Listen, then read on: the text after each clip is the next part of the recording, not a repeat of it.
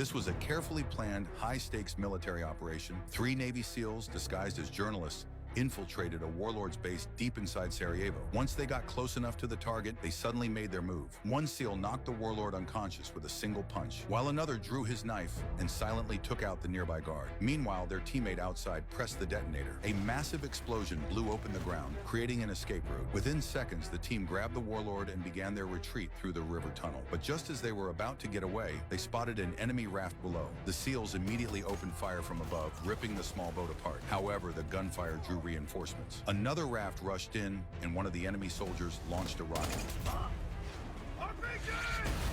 The blast tore a huge hole in the wall, forcing the SEALs to fall back the way they came. During their retreat, they stumbled upon an underground weapons depot. Among the crates of ammunition stood a fully functional M84 battle tank. The SEAL commander instantly came up with a crazy idea, and the tank burst straight through the wall, charging through the enemy compound. Enemy trucks gave chase, firing rocket-propelled grenades at the tank. Sparks flew, but the thick armor held strong. The SEALs quickly loaded the main gun, spun the turret around, and fired. One perfect shot obliterated the pursuing truck in flames. Suddenly, a militant leapt onto the tank, trying to drop a grenade down the barrel. The commander hit the brakes hard, sending the man clinging to the cannon. The grenade exploded in his hands. The commander radioed headquarters for air support, but the response came back cold and clear. "Negative, you're on your own." At the same time, an enemy tank appeared behind them, locking onto their position. The commander yanked the controls, causing the M84 to drift sideways, narrowly dodging a direct hit. He then rammed through a checkpoint, charging full speed through enemy fire toward the extraction point. To shake off the pursuers, he ordered the gunner to target a nearby communications tower. The tower collapsed, and the SEALs gunned the engine, racing through just before the debris crashed down, cutting off their pursuers.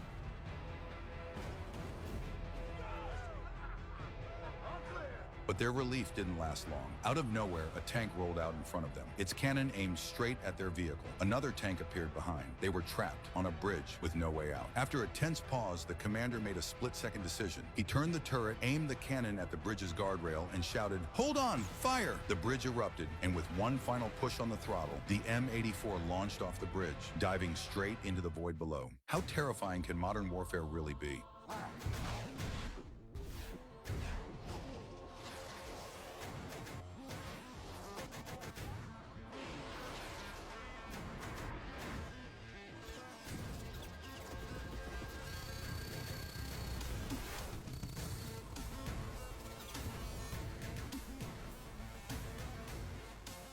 Deep beneath 10 meters of Arctic ice in the Barents Sea, a U.S. attack submarine silently shadowed a Russian nuclear sub. For hours, the Russians showed no sign of detection. Inside the control room, the U.S. sonar operator smirked, mocking the enemy's blindness. Then suddenly, the alarm blared. A torpedo was heading straight for them. "Hard to port!" the captain shouted, but it was too late. Moments later, the entire vessel vanished from sonar. An hour later, inside the Pentagon, U.S. military command realized the sub had gone missing in the Barents Sea. The Secretary of Defense immediately ordered the USS Arkansas, docked nearby, to set course for the last known coordinates. Upon arrival, the submarine began a deep dive, launching a small underwater probe to scan the seafloor. Soon, they found the wreck, a mangled American sub resting on the ocean floor. All 100 sailors aboard were dead. A massive hole in the hull made one thing clear: they'd been hit by a torpedo. The Arkansas's captain went pale. Something wasn't right. "Battle stations," he ordered, but it was already too late. Hidden in the narrow cracks of the ice above them, a Russian nuclear submarine had locked onto their position and fired 2 torpedoes. The sonar operator picked up the incoming signal instantly. "Evasive maneuvers! Deploy decoys!" the captain barked. Countermeasures launched, buying them precious seconds. After pinpointing the enemy's position, the captain gave the order. "Return fire!" A torpedo shot forward, but the Russians had wedged themselves between layers of ice. The missile passed right by. Thinking fast, the captain ordered the sub to descend to 40 feet, flanking from the side. 10 seconds later, target acquired. The torpedo slammed into the Russian sub, tearing it apart.